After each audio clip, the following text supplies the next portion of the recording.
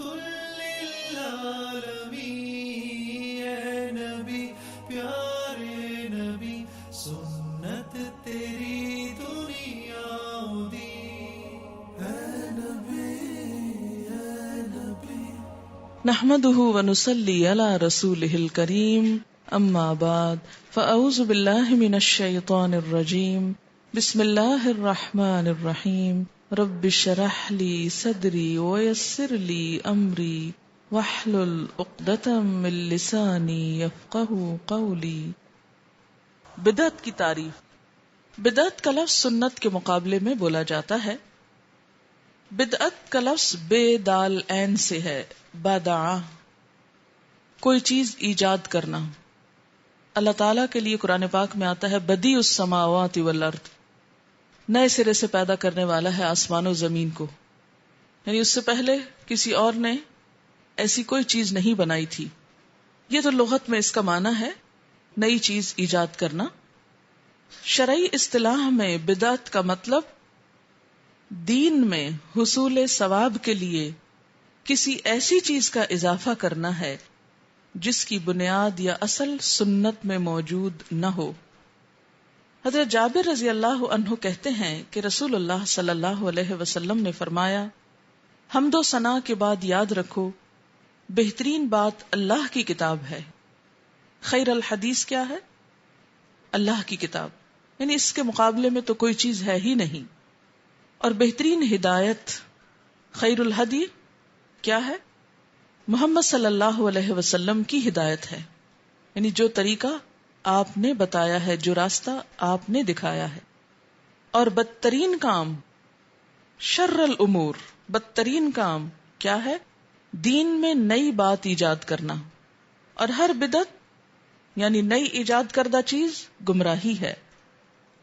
حضرت ارباز بن ساریہ رضی اللہ تعالی عنہ کہتے ہیں کہ رسول اللہ صلی اللہ علیہ وسلم نے فرمایا، دین میں نئی چیزوں سے بچو، اس لیے کہ ہر نئی بات گمراہی ہے۔ اسے ابن ماجہ نے روایت کیا ہے۔ بدعت کی مذمت۔ تمام بدعات سراسر گمراہی ہیں۔ بدعت حسنہ اور بدعت سیئہ کی تقسیم خلاف سنت ہے۔ حضرت جابر کہتے ہیں کہ رسول اللہ صلی اللہ علیہ وسلم نے فرمایا، حمد و صلات کے بعد بلا شبہ بہترین بات اللہ کی کتاب اور بہترین ہدایت محمد صلی اللہ علیہ وسلم کی ہدایت ہے، اور بدترین کام دین میں نئی بات پیدا کرنا ہے، اور تمام بدعات گمراہی ہیں۔ اسے مسلم نے روایت کیا ہے۔ اسی طرح دوسری حدیث بھی حضرت ارباز بن ساریہ کی کہ آپ نے فرمایا، دین میں نئی چیز داخل کرنے سے بچو، اس لیے کہ ہر نئی بات گمراہی ہے۔ حضرت عبداللہ بن عمر سے روایت ہے، تمام بدعات گمراہی ہیں، خواہ بظاہر لوگوں کو اچھی ہی لگیں۔ بدعتی کی حمایت کرنے والے پر اللہ تعالیٰ کی لعنت ہے۔ حضرت علی رضی اللہ تعالیٰ عنہ کہتے ہیں کہ رسول اللہ صلی اللہ علیہ وسلم نے فرمایا، اللہ نے لعنت کی ہے اس شخص پر جو غیر اللہ کے نام پر جانور ذبح کرے۔ کیا کرے؟ اللہ کے نام کے علاوہ کسی اور کے نام پہ جانور ذبح کرے۔ جو زمین کی حدیں تبدیل کرے، یعنی باؤنڈریز کو مٹا دے یا اپنی حق سے زیادہ آگے بڑھا دے۔ جو اپنے والد پر لعنت کرے، یعنی اپنے باپ پر لعنت کرے، اور جو بدعتی کو پناہ دے، ایسے لوگوں پر اللہ تعالیٰ کی لعنت ہے۔ یعنی گویا بدعتی کو پناہ دینا ایسا ہی جرم ہے جیسے باپ کو لعنت کرنا۔ بدعی عمل اللہ کے ہاں مردود ہیں۔ حضرت عائشہ رضی اللہ تعالی عنہا کہتی ہیں کہ رسول اللہ صلی اللہ علیہ وسلم نے فرمایا، جس نے کوئی ایسا کام کیا جو دین میں نہیں ہے، وہ کام اللہ کے ہاں مردود ہے۔ اسے بخاری اور مسلم نے روایت کیا ہے، یعنی اللہ کے ہاں اس کا ثواب نہ ہوگا، اور جس کام کا ثواب ہی نہ اسے کرنے کا فائدہ۔ بدعتی کی توبہ قابل قبول نہیں جب تک بدعت چھوڑ نہ دے۔ حضرت انس بن مالک کہتے ہیں کہ رسول اللہ صلی اللہ علیہ وسلم نے فرمایا، اللہ تعالیٰ بدعتی کی توبہ قبول نہیں کرتا جب تک وہ بدعت کو چھوڑ نہ دے۔ اسے طبرانی نے روایت کیا ہے۔ بدعت سے ہر قیمت پر بچنے کا حکم۔ حضرت ارباز کہتے ہیں کہ رسول اللہ صلی اللہ علیہ وسلم نے فرمایا، لوگوں بدعات سے بچو۔ اسے ابن ابو عاصم نے کتاب السنہ میں روایت کیا ہے۔ قیامت کے روز بدعتی حوض کوثر کے پانی سے محروم رہیں گے، اور آپ صلی اللہ علیہ وسلم بدعتیوں سے شدید اظہار بیزاری فرمائیں گے۔ بخاری اور مسلم کی حدیث ہے، حضرت سہل بن سعد رضی اللہ تعالی عنہ کہتے ہیں، رسول اللہ صلی اللہ علیہ وسلم نے فرمایا، میں حوض کوثر پر تمہارا پیش رو ہوں گا، یعنی تم سے پہلے پہنچ جاؤں گا۔ فراتکم، افراد تفریط اسی سے ہے نا لفظ، فراتا آگے بڑھنا۔ جو وہاں آئے گا پانی پیے گا، اور جس نے ایک بار پی لیا اسے کبھی پیاس نہ لگے گی، کیونکہ حشر کے میدان میں شدید گرمی ہوگی۔ بعض ایسے لوگ بھی آئیں گے جنہیں میں پہچانوں گا اور وہ بھی مجھے پہچانیں گے۔ کیسی پہچان؟ کہ یوں محسوس ہوگا یہ میری امت کے لوگ ہیں اور وہ مجھے اپنے رسول کے طور پہ پہچان لیں گے کہ میں ان کا رسول ہوں۔ پھر انہیں مجھ تک آنے سے روک دیا جائے گا، یعنی حوض کوثر پر میرے پاس نہ پہنچ سکیں گے۔ میں کہوں گا یہ تو میرے امتی ہیں، لیکن مجھے بتایا جائے گا، اے محمد صلی اللہ علیہ وسلم، آپ نہیں جانتے آپ کے بعد ان لوگوں نے کیسی کیسی بدعتیں رائج کی ہیں۔ پھر میں کہوں گا دوری ہو، دوری ہو ایسے لوگوں کے لیے جنہوں نے میرے بعد دین بدل ڈالا۔ اسے بخاری اور مسلم نے روایت کیا ہے۔ یہ حدیث سمجھ میں آئی کہ قیامت کے دن حشر کے میدان میں نبی صلی اللہ علیہ وسلم کے پاس جانے سے بھی روک دیا جائے گا کہ انہوں نے آپ کے دین کو، آپ کے طریقوں کو بگاڑ دیا تھا۔ بدعت جاری کرنے والے پر اللہ کی، فرشتوں کی اور سارے انسانوں کی لعنت ہے۔ یہ بخاری اور مسلم دو کتابوں میں حدیث آئی ہے۔ حضرت عاصم کہتے ہیں، میں نے حضرت انس سے پوچھا، کیا رسول اللہ صلی اللہ علیہ وسلم نے مدینہ کو حرم قرار دیا ہے؟ انہوں نے کہا، ہاں، فلاں جگہ سے لے کر فلاں جگہ تک کوئی درخت نہ کاٹا جائے۔ نیز نبی اکرم صلی اللہ علیہ وسلم نے فرمایا، جو شخص یہاں کوئی بدعت رائج کرے اس پر اللہ کی، فرشتوں کی اور سارے لوگوں کی لعنت ہے۔ اسے بخاری اور مسلم نے روایت کیا ہے۔ یعنی خاص طور پر مدینہ میں بدعت کا رواج زیادہ سنگین ہے، کیونکہ سب لوگوں کی نظریں ہدایت کے لیے انہی جگہوں کی طرف اٹھتی ہیں، اور اگر وہاں خرابی ہو تو ہر جگہ پر پھیلنے کا اندیشہ ہوتا ہے۔ بدعت رائج کرنے والے پر اپنے گناہ کے علاوہ ان تمام لوگوں کے گناہوں کا بوجھ بھی ہوگا جو اس بدعت پر عمل کریں گے۔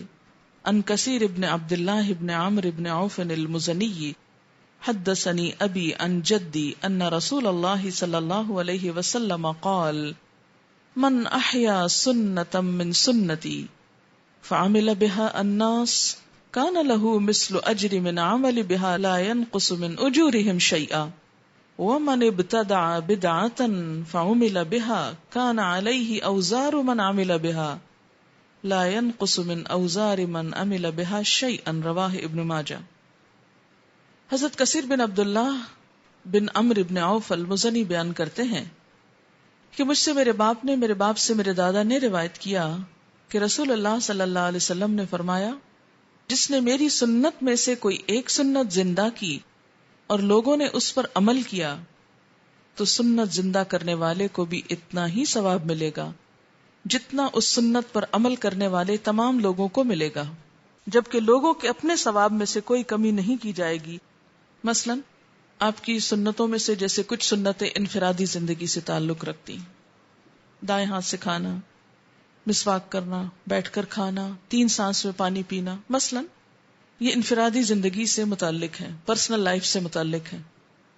اگر کوئی شخص خود بھی عمل کرتا ہے اور آگے کچھ اور لوگوں کو بھی سکھا دیتا ہے یہ سنتیں، تو جتنے لوگ اس طریقے پر عمل کریں گے ان سب کا ثواب بھی اس شخص کو ملے گا جس نے اس سنت کو رواج دیا یا عام کیا۔ اب اس کا طریقہ کیا ہوتا ہے؟ ایک تو یہ کہ جیسے آپ کو سنا دیا جائے، آپ آگے کسی ایک کو سنا دیں۔ ایک یہ ہے کہ ایسی کسی چیز کو چھاپ کر لوگوں میں تقسیم کر دیا جائے تاکہ لوگوں کو اویئرنیس ہو اور وہ اپنے طریقوں کو اس کے مطابق کر لیں، یا کوئی بھی اور چیز، کوئی بھی طریقہ جس سے لوگوں کے اندر ایک اچھی بات پھیلے، تو جتنے لوگ بھی اس پر عمل کریں گے تو ابتدا کرنے والے کو اجر ملے گا۔ اور اسی طرح جس نے کوئی بدعت جاری کی اور پھر اس پر لوگوں نے عمل کیا تو بدعت جاری کرنے والے پر ان تمام لوگوں کا گناہ ہوگا جو اس بدعت پر عمل کریں گے۔ جو ایک بدعت کا کام رائج کرے، رواج دے، اس کو اسی طرح پھیلائے، تو اس کے لیے بھی جتنے لوگوں نے غلطی کی سب شروع کرنے والے پہ آئے گا. اب آپ دیکھیں کہ بعض اوقات ہم جب دین پڑھتے ہیں تو احساس ہوتا ہے کہ ہم اپنی پچھلی زندگی میں کچھ ایسے کام کر چکے ہیں. اگر کوئی بھی شخص ایسا کام کر چکا تو اس کا ازالہ کیا ہے کہ انسان اس کے بدلے میں کوئی اچھا کام کر دے، جو بھی اس کی توفیق ہو. کیونکہ ان الحسنات یذہبن السیئات، اچھائیاں، نیکیاں برائیوں کو دھو ڈالتی ہیں، مٹا دیتی ہیں. پھر فرمایا جبکہ بدعت پر عمل کرنے والے لوگوں کے اپنے گناہوں کی سزا سے کوئی چیز کم نہ ہوگی، یعنی وہ بھی پوری سزا پائیں گے. حضرت ابو ہریرہ رضی اللہ تعالی عنہ سے روایت ہے کہ رسول اللہ صلی اللہ علیہ وسلم نے فرمایا جس شخص نے لوگوں کو ہدایت کی دعوت دی اسے اس ہدایت پر عمل کرنے والے تمام لوگوں کے برابر ثواب ملے گا، اور ہدایت پر عمل کرنے والوں کا اپنا اجر بھی کم نہ ہوگا. اسی طرح جس شخص نے لوگوں کو گمراہی کی طرف بلایا اس شخص پر ان تمام لوگوں کا گناہ ہوگا جو اس گمراہی پر عمل کریں گے، جبکہ گناہ کرنے والوں کے اپنے گناہوں میں بھی کوئی کمی نہ کی جائے گی. اسے مسلم نے روایت کیا ہے. تو اس سے کیا پتہ چلتا ہے کہ جہاں نیکی کا کام، یہ بالکل ایسے ہی نا کہ اگر کوئی اچھا پودا لگ جائے تو اس سے پھل ہی پھل آتے رہتے ہیں، اور اگر جھاڑ جھنکار زیادہ ہو جائے تو وہ انسان کے کپڑے ہی پھاڑتے چلے جاتے ہیں.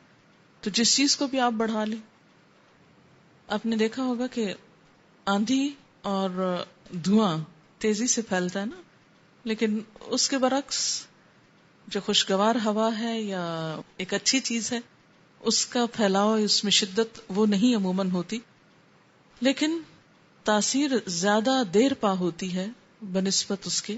تو کبھی بھی یہ نہیں سوچنا چاہیے کہ اگر ہم نے غلط کام کیا اور وہ بہت پھیل گیا اور اب نیکی اتنی نہیں پھیل رہی، کوشش تو انسان پوری کرے، لیکن پھر یہ اللہ کا کام ہے کہ وہ کس گناہ کو کس کے بدلے میں مٹاتا اور دھوتا ہے. نیتوں پر بھی ڈپینڈ کرتا ہے. کہ ایک آدمی حضرت عبداللہ بن عمر کے پاس آئے اور کہا فلاں آدمی نے آپ کو سلام کہا ہے. حضرت عبداللہ نے فرمایا میں نے سنا ہے کہ اس نے بدعت ایجاد کی ہے، اگر یہ صحیح ہے تو اسے میری طرف سے سلام مت پہنچانا.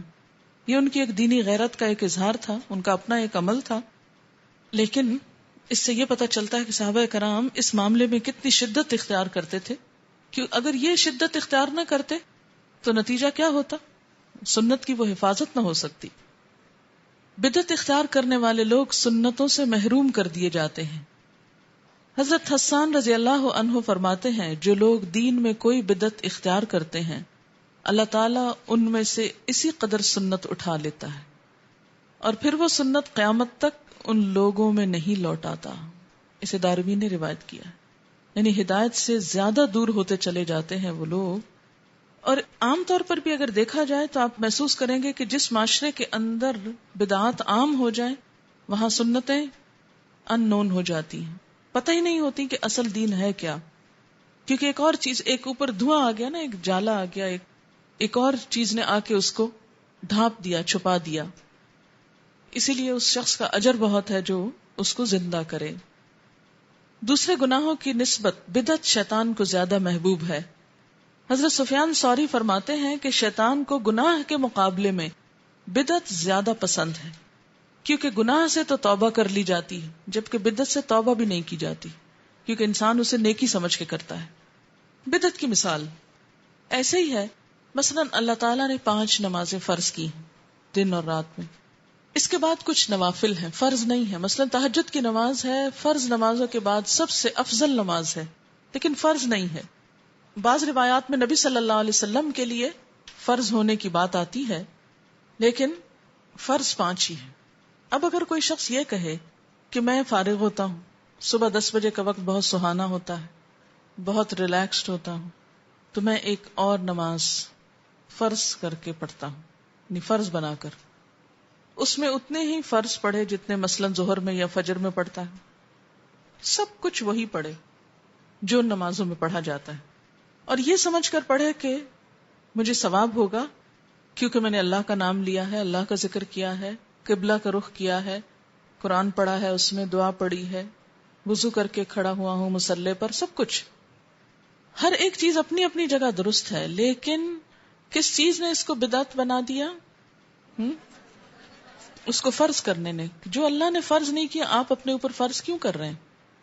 ہاں اگر آپ پڑھنا چاہیں اس فرض کے علاوہ تو آپ نوافل پڑھیے، زوال کے اوقات کے علاوہ جس وقت چاہیں نفل پڑھیں، لیکن یاد رکھیے کہ کسی بھی نفل کو فرض کے درجے میں نہیں سمجھنا چاہیے، یہ پھر ایک بدعت ہو جائے گی.